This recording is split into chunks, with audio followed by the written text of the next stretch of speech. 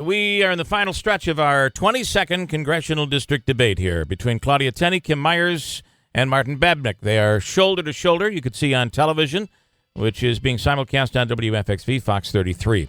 Alex Gerald is from the Observer-Dispatch. He has the next question, which will be directed towards Kim Myers. And go ahead. Good morning. Thank you. All right. Now, this question will probably be a little more tame than the last one, probably. But if elected, you would be a new face in Congress. How would you work to make sure that your voice and that of your constituents is heard? Well, thank you. And constituent service is the number one thing that, as a representative, you do. So you need to be in touch with your constituents. For example, myself, I would have a fully staffed professional office right here in the Utica area as well as in Binghamton. I would make sure that my door was always open. But as far as in Washington, as a freshman, you have to be a leader and you have to stand up, which is what I've always done. I've never been one that kowtowed to peer pressure or having to fit in or someone says this is what you must do. I will be elected to go to Washington to stand up for the people of the 22nd District. That's exactly what I would do. If it's not in line with a particular party or my party or something that I believe in that is the best for the 22nd District, I have absolutely no problem in doing that because that's your job. And I've done that as a county legislator. I've done that on my school board. That, sometimes you have very tough decisions to make and people may not like people that you're surrounding yourself with may not like it and may not agree with you, but that's what you do, and I'm very, very comfortable being able to do that. Assemblywoman Tenney. Yeah, one of the most important jobs in to serve anyone is in public office is constituent service. I currently serve in the longest district created in the history of New York. I have 7 counties, which means I have 7 legislatures, 7 DAs, 7 different groups of people for each county. I must work with all the counties and all the local governments, small and large, and each individual. In Congress, it's a little bit different function. We have an even bigger constituent base, so we would have offices obviously in Binghamton and Utica, and maybe even another one in between. But that's just part of it. I mean, our federal government was founded on the principle of individual rights and freedom and protecting our military. And so that's one of the prime roles of someone who serves in this position is to help our veterans and our military to fight against some of the horrible things happening with the VA. My son, as everyone knows, is a graduate of the U.S. Naval Academy. He's an active duty Marine. I'm a member of the American Legion Auxiliary here in New Hartford. I'm very involved in veterans issues, and those are some of the most dominating, those are the things that dominate constituent service. Helping people with Social Security, something that I think we need to preserve. It's not an entitlement. Social Security is something people need. I came from a middle-class family. We depend on Social Security. We depend on Medicare. My parents did, and I will preserve that and will not take it away as the phony ads claim. I will preserve that for future generations. Martin Babinec. Constituent service is important. Our congressman today tells me they get about 1,000 cases a year in which request for assistance is given. And in order to have that kind of volume and dealt with in an expedient manner, it means having team and a process to make sure it gets done right. Business people, especially in having larger companies, we know how to do this, and I'm very confident I will be delivering exceptional constituent service. But when I think about being a first-term congressman as part of a body of 435 people, I would be the only independent congressman in the entire country, and that puts me in an enviable position to work on behalf of our voters, because I get to work with both sides. I'm not really beholden to the leadership of either party. I don't have any special interest contributions, so I don't have any ties there. And I really have the opportunity to concentrate on getting things done. Right now, our two parties are so divided, and there's such an unwillingness to cross party lines, we end up having this gridlock. We want our Congress to pass laws and do the things that need to be done, and yet the partisan divide is so great, things are not getting done. I seek to change that. Kim Myers. Oh, I'm sorry. I'm just continuing to roll. I should say Sean Martinelli, WTM. Yes, thank you, Bill. Current Representative Richard Hanna has publicly stated he would support term limits in Congress. My question to all of you is, what are your thoughts on term limits in the House and if they should be mandatory? Who gets the Let's first be first. Assemblywoman. Yeah, obviously I term limited myself in the state assembly, although my opponents keep calling me a career politician, including Mr. Babinec. When I got elected to office when I'm 50, I'm only 55 now. I think it's an interesting thing. I have actually proposed and term limited myself. I could actually go into the state assembly and get a huge raise, which I voted against next year. Isn't that what a career politician would do? I support term limits. I support a constitutional amendment to change that. I like to say that I term limited Richard Hanna. He would be running for this position, and neither one of these two would be here because I had the courage to stand up for our principles, to protect our community. And I think that's something that neither one of them have shown. They are worth between $50 and $150 million. They're both spending a fortune to try to buy this race. I'm the only one that's here and has been fighting the battle, whether it's constituent services. Mr. Babinec talks about I get to work with both sides. We all work with both sides. I work in the state assembly where the makeup is 107 Democrats to 43 Republicans. I have more bills passed in my freshman class that are laws now because I have to work with Democrats. We haven't had a bill passed the state assembly without Democratic co-sponsorship since 1974. All right. I've demonstrated my ability to work with both sides. Martin Babinec. I'd point out that what gives someone the label of a career politician is not just the years, but in Ms. Tenney's case, the fact that I think it's something like 6 races in 8 years you've run. This is an indication Primaries? of really the nature of your interests. But let me say, when it comes to term limits, I'm absolutely committed to that. I'm signing a term limits pledge for no more than 3 terms, and I would absolutely advocate for term limits in both the House and the Senate. Fact is, we have the fox guarding the hen house, and we're not likely to see Congress pass that, even though there are some that would vote for it, myself included. The only way we're going to be bringing about the change that we need to bring is going to start having our parties come a little bit closer to the center, because right now we're too divided. As an independent candidate, I'm actually the best hope to help bring our two parties closer to the center where most of our voters reside. And there's clearly an interest on the part of our voters that we should have term limits. And Kim Myers. Thank you. I am in full agreement of term limits. I think it's interesting that Ms. Tenney says she term limited herself by running for another elected political office, but that's okay. Myself, I would definitely agree with term limits because we have career politicians that are, especially in Washington in every aspect, who are too busy trying to keep their job that they're not able to do their job. Our founding fathers designed a system in which they believed that you were supposed to serve and then go home. That's what I would do in Congress, and I definitely agree with Congressman Hanna of term limits. Thank you. Hey, Okay. They both took shots at me. I think I should get a chance to respond. Okay. First of all, running for 8 offices because I've been fighting the establishment virtually with ideas and no money. I'm sitting against 2 self-funding multimillionaires who are both liberals, demonstrated donations, advancing Obamacare, Hillary Clinton, Andrew Cuomo, accepting corporate welfare, involved in pay-to-play schemes. That's who I'm running against. These people can literally buy this election. And when she's talking about money and career politics, I was outspent almost 15 to 1 against Richard Hanna, $3 million to $180,000. I almost beat him. So I ran again. You guys didn't come into the race until Richard got out. And guess what you're doing? You're spending millions of dollars, unprecedented spending in this community, almost $6 million by Nancy Pelosi. Right. That's not career politics. That's trying to buy an election. I assume the two of you would like to respond. We'll start with Martin. Absolutely. Fact is, I didn't run on a primary in the Republican Party. You and tried. I explored it and decided it was not a good idea. Well, I've they been an realized you were independent a voter. Hillary Claudia, supporter. Ms. Tenney, please let I've been them an independent respond. voter my entire life. Let me point out that when it comes Good to to know.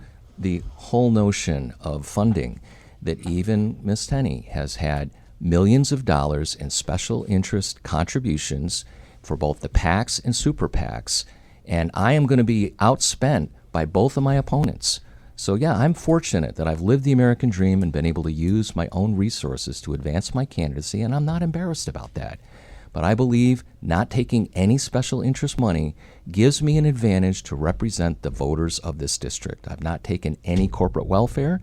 You keep saying that that's the case. There is not a dollar that has $16 million. tax credits are not corporate welfare. Absolutely. You have, when you fill out your return, if you're eligible for a credit, you take it. It's just that simple.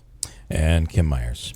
Yes, thank you very much. I appreciate the ability to respond, and I appreciate Mr. Babinec for not interrupting and jumping in. I respect that. As far as the shots at both myself and, I'm not speaking for Mr. Babinec, about how much we're worth, I'm not sure that's relevant in a election. I would ask that would the voters prefer to have somebody who's taking nothing and created it into something great, that is a huge job creator, that employs lots of people, that is an American success story. Okay, if that's what I'm guilty of, then apparently that's what I'm guilty of. But as far as all the other accusations, I'm proud to say that over 75% of the donors to my campaign have donated $100 or less. We are in a race that is costing way too much money. And Ms. Tenney is missing the point about the millions and millions of dollars that is being spent in her campaign by the National Republican Committee. So what's good for the goose is good for the gander. Okay, I'm going to throw out, Jeff will have the next question, but I want to throw out a little lightning round from listeners that have called in some questions here. One of them is, and I know this is a toughie to get into just a quick little answer, but please try to make these answers brief. Dave in Rome wants to know where everybody stands on gun control. Can we go with Martin first? Start with Martin. Yep. I'm a strong supporter of the Second Amendment. It's in our Constitution. It's something that we have to preserve and protect.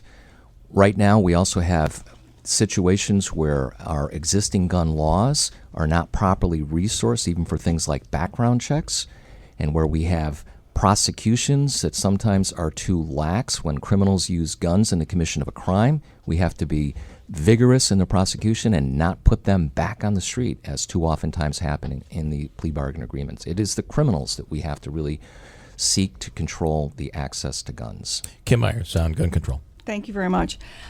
Absolutely, we must preserve the Second Amendment.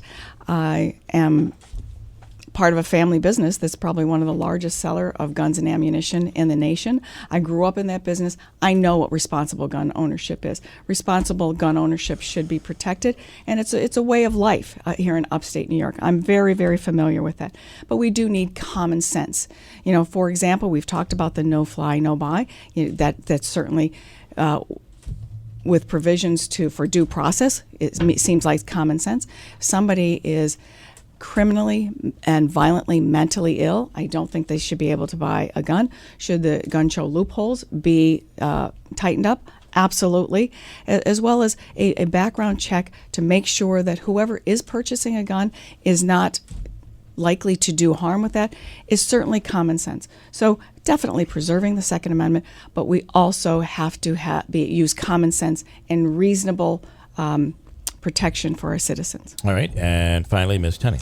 I'm a strong supporter of the Second Amendment, as everyone knows. I voted against the SAFE Act. I worked and lobbied with the Remington Arms employees to try to stop the SAFE Act from being passed under a message of necessity by Andrew Cuomo. I'm the first to propose repeal legislation for the SAFE Act.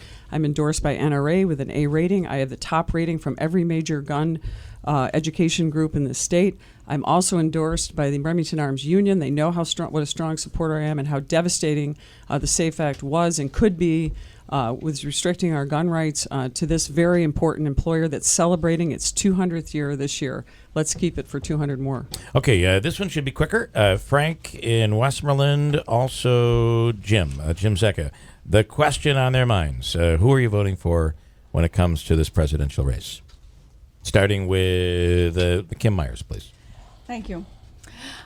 I agree with Congressman Richard Hanna that the presidential candidate that should be voted into office that would both protect us and move our country forward with the best resume is Hillary Clinton. And she has the best temperament, and she has the skill set to keep our country safe. Claudia Tenney. I'm voting for Donald Trump. I'm voting for him because we need to put a Republican in this position. I don't love everything he says. I like what says he's going to do. I think Hillary Clinton is going to be dangerous to this country if she's elected. We are going to see one of the most corrupt administrations that could ever exist in this nation, and that's with Hillary Clinton. Pay to play, corporate welfare, using the government for her own advantage. That's exactly what I've been fighting in Albany, and I'll fight it in Washington. Martin Babinec. Like most voters in this district, I'm disappointed with the selection that we've got available. I'm concerned about Hillary Clinton's questionable honesty. I am troubled by Donald Trump's temperament. We deserve better. We really do. And I often wonder, how did we get here? And really, we know that things like low voter turnout in the primaries and also the influence of special interest funding have been major factors for us to get here. The fact is, there are no special interest funding for people that are voting in the middle, like most voters. I'm an independent candidate, and when I think of the choices at the top of the ticket, I've not yet made up my mind where I'm going to cast my vote. We need to reform the system and have better candidates. Okay, so who feels they have the best? We probably have room for one more question. Who wants to go? You think you've got it? If you don't mind, I'll just jump in because this is newsworthy. Of course, we're fighting terrorism in Iraq and Syria. Would you, if elected to Congress, support sending more American troops to Iraq or Syria under the auspices of fighting terrorism and removing ISIS? And we're starting with Martin on this one. Our national security is certainly the number one priority for our federal government. And when it comes to making the commitment for sending troops, we would have to look to our commander-in-chief and the guidance from our military generals and people that are close to the ground. So I think it would depend on the circumstances. As it sits today, there is enough of a threat that it certainly warrants a close look at the possibility of sending troops. But I'll stop short of saying that based on what I know today, we should pull the trigger and send the troops in. Let's look at the circumstances as they're unfolding and get some more guidance from our military that might even be a little bit more visible than I think we can see today, because this administration is holding a lot of cards close to the vest. Kim Myers. Thank you. ISIS is certainly an attack on our culture. It's an attack on the American way of life, and it's certainly on the foremost mind of most of our citizens, and it is very fearful. Certainly. We must do whatever we need to do to defeat ISIS, but it is an incredibly complex situation, and it would be, as I agree with Martin, for me to sit here and say I have the answer to defeat ISIS, that would not be, that would be very disingenuous. We do have a very strong military. We have the commanders of our military, the top level military people who know what's going on. Their intelligence must be respected, and their opinions and their expertise certainly must be taken into consideration before we would escalate or take any further action. And Assemblywoman. Yeah, this is a very serious issue. As I indicated earlier, my son is an active duty Marine. He's on the list to go to Afghanistan in the early part of next year. These are very serious issues. We've had many Blue Star families in our communities who've lost their children to wars in Iraq and Afghanistan. We have to look at a strategy, though. We didn't do a status of forces agreement when we removed ourselves from Iraq. The failed administration has caused us to now have this entire world in Middle East unraveling before our eyes. We need a serious policy about getting in and protecting not only the United States and our interests, protecting Israel. It's something that I haven't seen out of this administration. I see the opposite. I see a weakness in America. We need to rebuild our military. We need to give us the strength and the technology so we can be a power in the world. We don't need to be the world's policeman, but we need to make sure we protect our interests, and that means defeating ISIS and doing everything we can without going into Syria, but making sure that we're supporting our allies, whether it's the Kurds or whomever we need to support, to make sure that this enemy and this scourge is defeated. This is the enemy of our time. Okay, one final quick question. You have to be very quick with these answers, if you could, as we're running out of time. Sean Martinelli from WTR. Yes, very quickly, and this was asked in the second presidential debate, but one thing each of you respects about your opponents. Starting with Kim Myers. Thank you very much. I respect both of my opponents' willingness to put themselves out there for public office. It's not easy, and it shouldn't be easy, but it is something that takes a lot of strength and a lot of conviction, and I respect both of them for being willing to jump into this arena. Assemblywoman Tenney. Yeah, I respect Ms. Myers for being a mom. She adopted a couple of children. I think that's a great thing. I respect Mr. Babinec for putting himself out in this race and being relentless in his pursuit. And I respect anyone who runs for this office. It is a very, very difficult thing to do. It takes a lot of time. It takes a lot of effort. And I respect all of my opponents who I've had throughout the years for doing that. I think it's very difficult to put yourself out there. And Martin Babinec. I respect Ms. Myers for the volunteer efforts that she's made in her community to impact the lives of others. And I respect Ms. Tenney for her persistence and her public service in past roles. Okay, let's do our closing statement here, and we'll start with Claudia Tenney. You have 60 seconds. Ms. Tenney. I just want to say thank you to everyone. The voters have a clear choice in this race. You have someone who has been fighting as an independent, an outsider. I've faced a major smear campaign. Unprecedented amounts of money are being spent on this race. As I sit here today, my opponent, Ms. Myers, is going to be receiving something like $31 million, 12 from Andrew Cuomo's troubled Excelsior program, another $20 million, which is being hidden from the voters through a program, an IDA in Broome County, of which she sat as the minority leader of the legislature, appointed these people. They've donated to her campaign, and now they're, after leaving for corporate welfare in Pennsylvania, seeking a tax haven in Delaware County, the state of Delaware. She is now going to get corporate welfare to lure jobs back, and it's even iffy if these jobs are going to come back if she's not elected to Congress. I urge people to look this up. The media needs to do its job to talk about it. Mr. Babinec calls himself a job creator. I think he's a job destructor. He has lobbied for tax credits through special interests. He has had $1 million fine for labor laws. The people have a clear choice. I am the choice here. Both of them are Mr. Babinec is here solely as a vote splitter. These are between a Republican and a Democrat. Mr. Babinec. You know, on many levels, this 2016 election cycle has been the ugliest we've ever seen. And not only is there a sharp divide between the parties, but the path to change this is not an easy one, because our current system is really oriented towards the parties keeping themselves in power. And I've borne the brunt of that as an independent candidate. We really do deserve better. And while I'm committed to policy changes, I'm also a realist in seeing that our current representatives are working the system more to their advantage and not ours. So electing me to Congress as an independent representative would be the first for 26 years and allows me to concentrate on serving the interests of the voters. I'm proud of the entrepreneurs that I've helped start companies and created jobs. Our Upstate Venture Connect, our nonprofit, has helped hundreds of them and laid the foundation for thousands of jobs.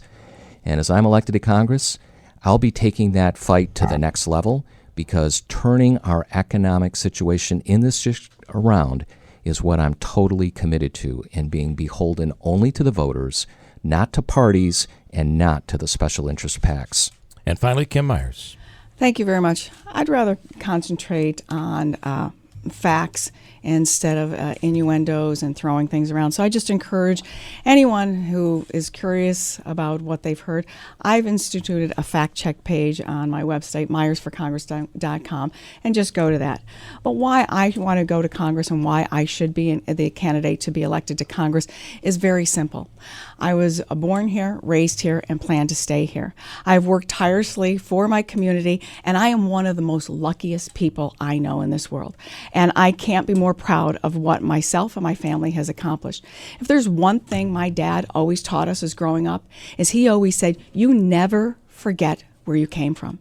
I've never forgot where I came from. I'm here. I want to protect Social Security. I want to protect Medicare. I want to do the best job that I can for the people of the 22nd. And as I said, I don't care if it's a Democratic idea or Republican idea. The people expect us to serve them, to go to Congress and get things done. I know that I'm the right person for that. I know that I will do that, and I will not disappoint you. And I ask for your vote.